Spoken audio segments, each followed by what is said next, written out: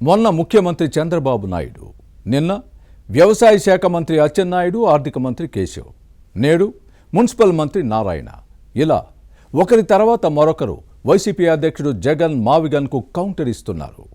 జగన్ను వదిలేయడం మంచిది కాదని టీడీపీ హైకమాండ్ నిర్ణయించింది. ముప్పేట దాడి చేసి రాజకీయంగా ముప్పు తెప్పలు పెట్టి 3 చెరువుల నీరు తాగించేందుకు సిద్ధమైంది.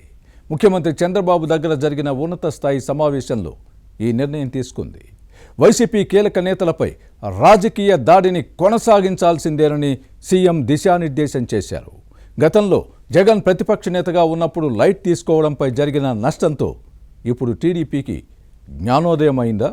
అందుకే ప్రస్తుతం ముందుగానే మేల్కొందా? మావిగనైనా మరో అంశమైనా జగన్ గొక్క తిప్పుకోకుండా స్ట్రాంగ్ కౌంటర్ ఇవ్వాలన్న ప్రణాళికలు సిద్ధమయ్యాయా? జగన్ మావిగన్ విషయంలో టీడీపీ వ్యూహంపై ఇన్సైడ్ స్టోరీ. అమరావతి విషయంలో వైసీపీ నేతల వ్యవహారం అంకిట బెల్లం, అంతరాత్మలో విషం అన్నట్టుగా మారింది. నమ్మక ద్రోహం చేయడం అన్నది దీని అర్థం. పైకి అమరావతికి వ్యతిరేకంగా కాదంటూనే మావిగన్ ప్రతిపాదన తెచ్చి విషం చిమ్ముతోంది. తాము మరోసారి అధికారంలోకి వస్తే అమరావతిని పక్కన పెట్టేస్తామన్న విషయాన్ని చెప్పకనే చెప్పింది. ఈ వాస్తవం జనానికి అర్థమయ్యింది. జగన్ మావిగన్ ముచ్చటేమో గాని పార్టీకి మచ్చ తెచ్చింది. వినాశకాలే విపరీత బుద్ధి అంటారు. మావిగన్ అలాంటిదే.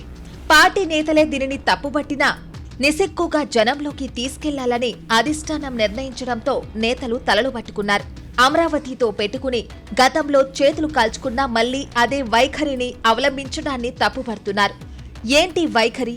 ఎందుకీ దుస్సాహసం? చివరికి పరిహాసం తప్పడం లేదంటూ బాధపడుతుంటే జగన్ భజన బ్యాచ్ మాత్రం దీనిపై ముందుకు వెళ్లాలని నిర్ణయించింది. దీంతో మావిగన్ను సోషల్ మీడియా ఉతికి ఆరేసింది. రాజకీయ జీవితంలో ఎన్నడూ లేని విధంగా ట్రోల్ అయ్యారు. మావిగన్ను చిన్నపిల్లలు వెక్కిరించినప్పటికీ జంకు బొంకు లేకుండా వైసీపీ ఈ ప్రతిపాదనను జనంలోకి తీసుకెళ్లే ప్రయత్నం చేస్తోంది. ఇదే సమయంలో అమరావతిపై విషం చిమ్మడం మొదలుపెట్టింది. అమరావతిపై వైసీపీ నేతల అభూత కల్పనలు వారికే ఎదురు తిరుగుతున్నాయి. రాజధానికి కూటమి ప్రభుత్వం భారీగా డబ్బు తగలేస్తుందని ప్రచారం చేస్తోంది. 2 లక్షల నుంచి 3 లక్షల కోట్ల రూపాయలు అవుతుందన్నది వైసీపీ నేతల వాదన. అసలు ఇప్పట్లో పూర్తి కాదని చెబుతోంది. ఇలా ప్రచారం చేస్తున్న క్రమంలో టీడీపీ మేల్కొంది. మావిగన్తో పాటు అమరావతిపై జగన్ అండ్ కో చేస్తున్న ప్రచారాన్ని అడ్డుకోవాలని నిర్ణయించింది. అందుకే ఏకంగా ముఖ్యమంత్రి చంద్రబాబుతో పాటు సీనియర్ నేతలు అంతా రంగంలోకి దిగారు. అమరావతిపై అవాకులు చవాకులతో రెచ్చిపోతున్న జగన్ బ్యాచ్ ని టార్గెట్ చేసింది. బాపట్ల జిల్లా వేమూరు నియోజకవర్గంలో జరిగిన సభలో ముఖ్యమంత్రి చంద్రబాబు వైసీపీ అధ్యక్షుడిపై మండిపడ్డారు. ఆ తర్వాత వ్యవసాయ శాఖ మంత్రి అచ్చెన్నాయుడు జగన్ నైజాం ప్రవృత్తిని ఎండగట్టారు. ఏబిఎన్ ఆంధ్రజ్యోతి ఎండీ వేమూరి రాధాకృష్ణపై చేస్తున్న దుష్ప్రచారంతో పాటు నోరు పారేసుకున్న జగన్ అండ్ కోను అచ్చెన్న ఏకిపారేశారు. ఈ మంత్రి కామెంట్స్ సోషల్ మీడియాలో వైరల్ అయ్యాయి. చివరకు బొత్స సత్యనారాయణ కాంగ్రెస్ లో ఉన్నప్పుడు జగన్ పై చేసిన కామెంట్స్ అచ్చెన్న గుర్తు చేయడంతో ఫ్యాన్ పార్టీ నేతల పరువు పోయింది. ఇక మంత్రి అచ్చెన్న వ్యాఖ్యల తర్వాత మీడియా ముందుకు వచ్చిన బొత్స మాజీ ముఖ్యమంత్రి వైఎస్ఆర్ ను తలుచుకుని కంటతడి పెట్టిన వైనాన్ని ప్రస్తావించుకోవాలి. అలాగే జగన్ కు అనుకూలంగా వైఎస్ విజయలక్ష్మితో పాటు షర్మిలాకు వ్యతిరేకంగా చేసిన కామెంట్స్ సోషల్ మీడియాలో ట్రోల్ అయ్యాయి. ఆ తర్వాత ఆర్థిక మంత్రి పయ్యావుల కేశవ్ రాయలసీమలో వైసీపీ నేతలు ప్రాంతీయ విద్వేషాలను రెచ్చగొట్టేందుకు పెడుతున్న సదస్సులపై విరుసుకుపడడంతో ఫ్యాన్ పార్టీ నేతలు ఆత్మరక్షణలో పడాల్సి వచ్చింది. జగన్ హయాంలో నిలిచిపోయిన రాయలసీమ ఎత్తిపోతల పథకంతో పాటు ఆ ప్రాంతానికి వైసీపీ చేస్తున్న ద్రోహాన్ని ఎండగట్టడంతో తల ఎత్తుకోలేని పరిస్థితి ఏర్పడింది. పనిలో పనిగా ఏబిఎన్ సిబిఎన్తో పెట్టుకోవద్దని గట్టిగా వార్నింగ్ ఇచ్చిన విషయాన్ని గుర్తుపెట్టుకోవాలి.